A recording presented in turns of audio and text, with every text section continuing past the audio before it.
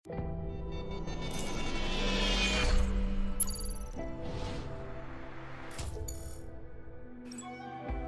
sebelumnya Assalamualaikum warahmatullahi wabarakatuh. Salam sejahtera buat kita semua. Perkenalkan, nama saya Diki Andika Edi, dan ada teman saya Arianto, Dimas Permana, dan Fadil Muhammad Patah.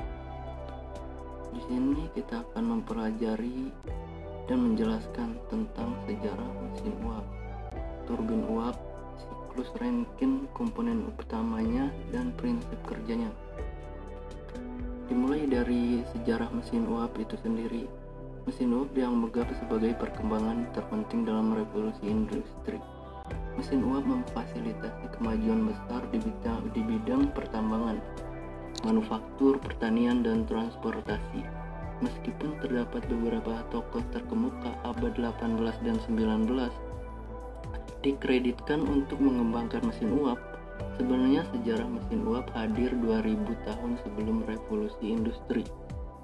Awal abad pertama Masehi, seorang penemu Yunani bernama Hero of Alexandria merancang turbin uap aerolipil pertama di dunia.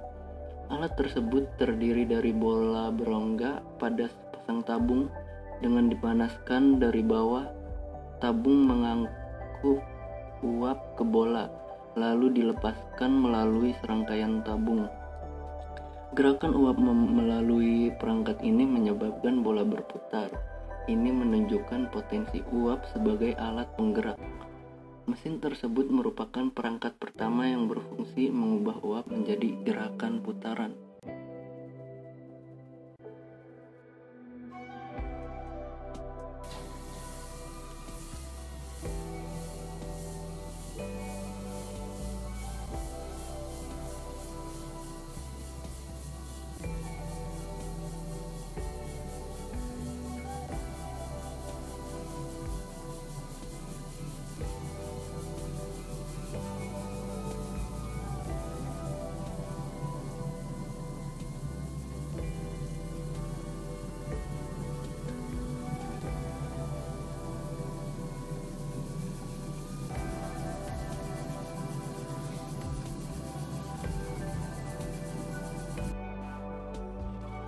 Mesin uap.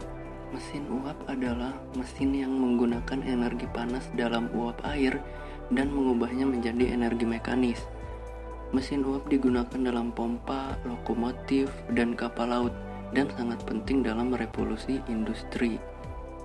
Mesin uap merupakan mesin pembakaran eksternal dengan cairan yang terpisah dari hasil pembakaran. Sumber panas yang dapat digunakan yaitu tenaga surya, tenaga nuklir, atau tenaga panas bumi.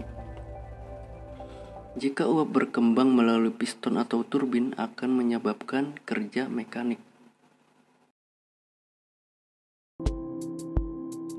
Prinsip kerja mesin uap adalah mengubah air menjadi uap air. Uap panas mempunyai tekanan yang digunakan untuk menggerakkan objek, misalnya roda.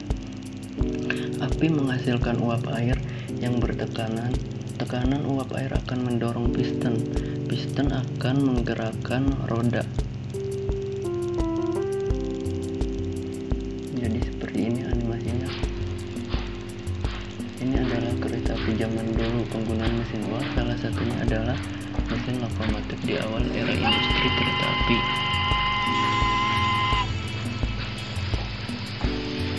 Animasi berikut ini adalah prinsip mesin uap yang digunakan lokomotif tenaga uap air. Bahan bakar yang digunakan diantaranya batu bara, kokas, kayu, minyak bumi.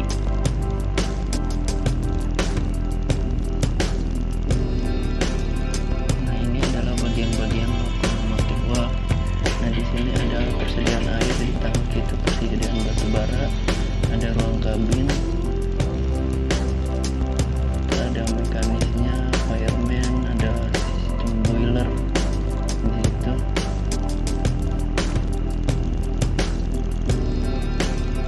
Nah, bahan bakar dimasukkan kepada firebox, aliran udara untuk melakukan pembakaran.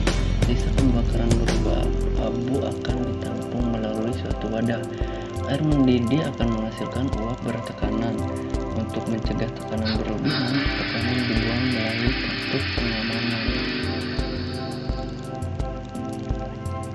Tekanan uap mengalir menuju piston. Piston inilah yang menggerakkan roda.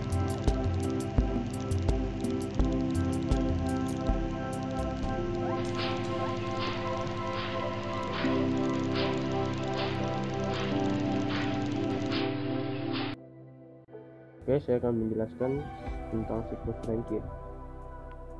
Siklus Rankine adalah sebuah siklus yang mengkonversi energi panas menjadi energi kerja atau energi gerak, yang dikembangkan oleh William George von Rankine pada abad ke-19.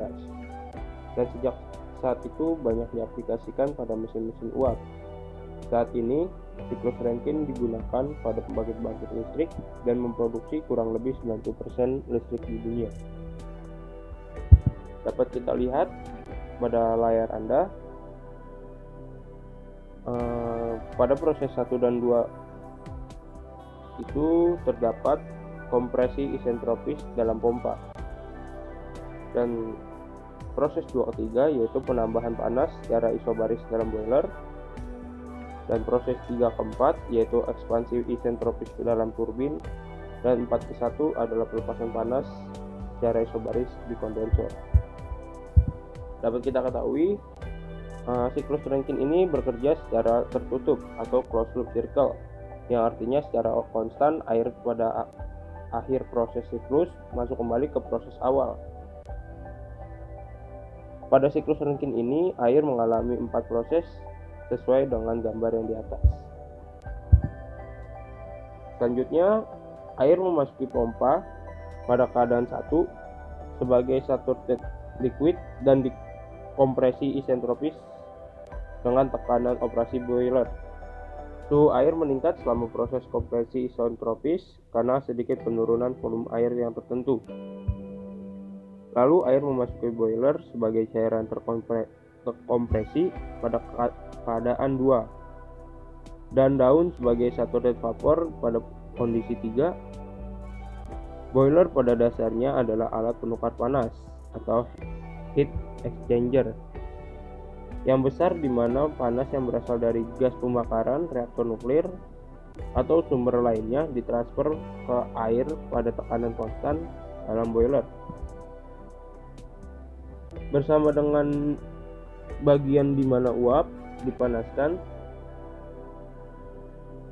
seiring disebut generator uap.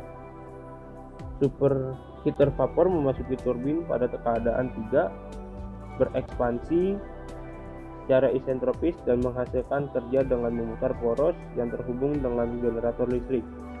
Tekanan dan suhu vapor turun selama proses ini ke keadaan 4, di mana vapor memasuki kondensor. Pada kondisi ini, steam biasanya terdiri dari campuran saturated liquid vapor dengan kualitas tinggi, uap terkondensi pada tekanan konstan di kondensor, yang pada dasarnya merupakan heat exchanger besar dengan membuang panas ke media pendingin seperti danau, sungai, atau lingkungan lainnya. Uap meninggalkan kondensor sebagai saturated liquid dan masuk ke pompa.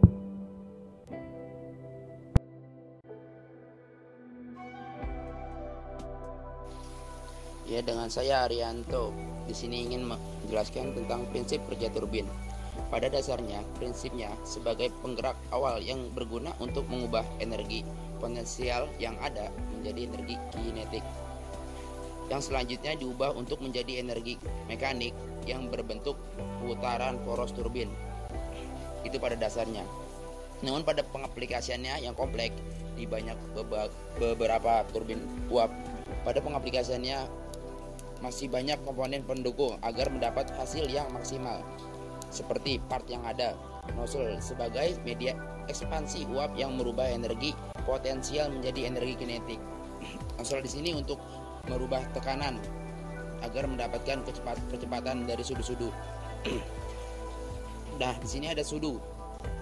Part berikutnya, alat untuk menerima gaya dari energi kinetik. Sudut ini menerima gaya energi kinetik dari nozzle. Kemudian ada part coupling sebagai penghubung antar mekanisme yang lain.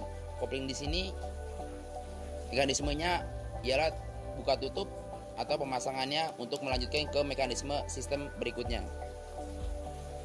Stop valve. Stop valve di sini berfungsi untuk membuka tutup sistem pada mekanisme PLTU seperti sedang melakukan maintenance atau perawatan yang lainnya untuk merawat bagian-bagian yang ada. Nah, begitulah, dan masih banyak lagi penjelasannya dan banyak modifikasi setiap pembangkit tenaga uap. Terima kasih.